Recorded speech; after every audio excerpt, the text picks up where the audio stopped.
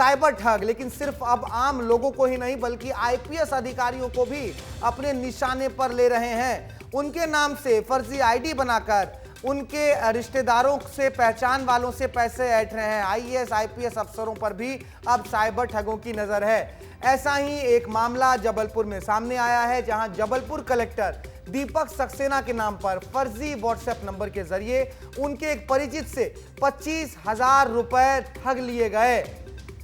तो देखिए कितनी बड़ी खबर है, एक आईएएस ऑफिसर के परिजन से 25,000 रुपए की ठगी कर ली गई। ठग ने साइबर फ्रॉड करते हुए व्हाट्सएप पर कलेक्टर दीपक सक्सेना की फोटो लगाई और फिर रिश्तेदारों को मैसेज किया। इनके अलावा देखिए सिवनी में, उमरिया में, धार में, यहाँ पर भी ये खबरें आती है कि बड़े बड़े कलेक्टर्स जो है इनके नाम से फर्जी आईडी बनाई गई है और इनके परिवार वालों से रुपए मांगे गए हैं। शिवपुरी, जबलपुर, शहडोल, यहाँ के जो कलेक्टर्स हैं इनके नाम से फर्जी आईडी बनाई गई है। हम आपको बता रहे हैं, देखिए अलग अलग जगहों पर आईएएस ऑफिसरों से उनके फर्जी दस्तावेज, उनके फर्जी नाम को बनाकर जो है अब उनके परिवारजनों से पैसा लिया जा रहा है। अब इस पूरे मामले पर विस्तार न्यूज की टीम ने जबलपुर कलेक्टर दीपक सक्सेना से खास बातचीत की है, समझने की कोशिश की है कि ये मॉडस ऑपरेंडा आखिर होता कैसे है।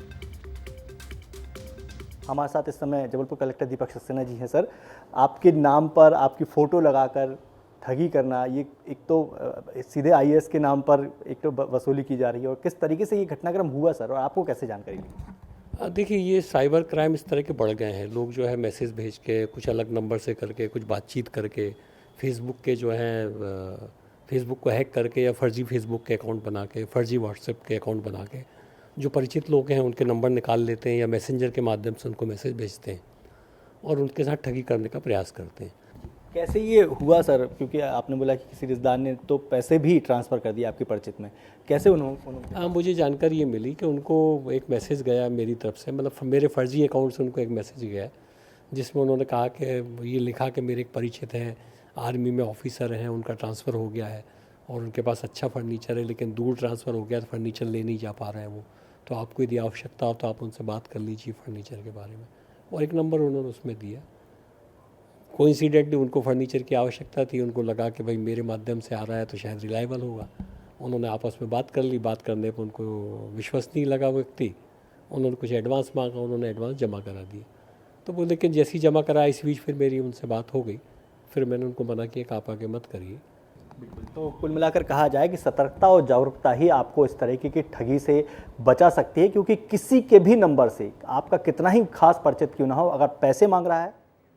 छत्तीसगढ़ में अनवर ढेबर का मामला था तो नीतीश गढ़ सीधे कोर्ट रूम के बाहर पहुंच गए थे, आप तक तमाम जानकारियां साझा कर रहे थे। जबलपुर में आईएएस अधिकारी के नाम पर जब इस तरीके से साइबर ठगी हो रही है तो दुर्गेश साहू भी हमारे साथ इस वक्त जुड़े हुए हैं तमाम अपडेट्स के साथ। दुर्गेश, आईएएस ऑफिसर अब साइबर ठगों के निशाने पर हैं। पहले तो आम लोगों को ही फोन आते थे कि 20,000 रुपए आपको मिल जाएंगे, एक ओटीपी बता दीजिए। क्या कार्रवाइयां हुई हैं? आईएएस साहब कितने गंभीर हैं इस मामले को लेकर?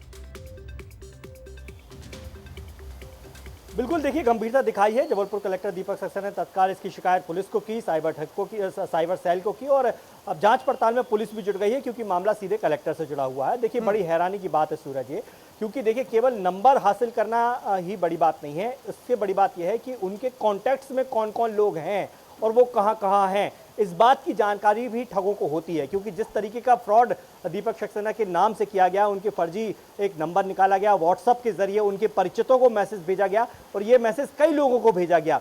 स्वाभाविक बात है, 100 से ज़्यादा लोगों को टारगेट किया जाता है, जिसमें से कोई एक आध जो है उनके जंगल में फंस जाता है, और यही इस मामले में भी हुआ। दीपक सक्सेना के खास परिचित थे, उनके पास ये मैसेज गया और उनको लगा कि ये इनकी तरफ से ही किया गया है, कलेक्टर साहब की तरफ से ही किया गया, और उन्होंने विश्वास पर 25,000 रुपये ट्रांसफ़र कर दिए। और जब इस बात का जानकारी सीधे कलेक्टर को लगी तो वो भी काफ़ी हैरान हो गया, क्योंकि देखिए ये बहुत गंभीर मामला होता है। क्योंकि एक स्वाभाविक आम नागरिक के पास जब किसी कलेक्टर के से मैसेज आता है, उनके किसी परिचित का मैसेज आता है, तो एक थॉट बन जाता है आम आदमी के खिलाफ। लेकिन जिस तरीके से फिलहाल माहौल चल रहा है, साइबर ठग एक्टिव हैं और इस तरह की जालसाजी करते हैं, तो हमारी खबर दिखाने का मकसद निश्चित तौर पर कलेक्टर के साथ ये धोखाधड़ी हुई है तो कलेक्टर संज्ञान लेंगे ही और इस मामले में बहुत सघन जांच होगी। बहुत शुक्रिया आपका इस तमाम जानकारी के लिए।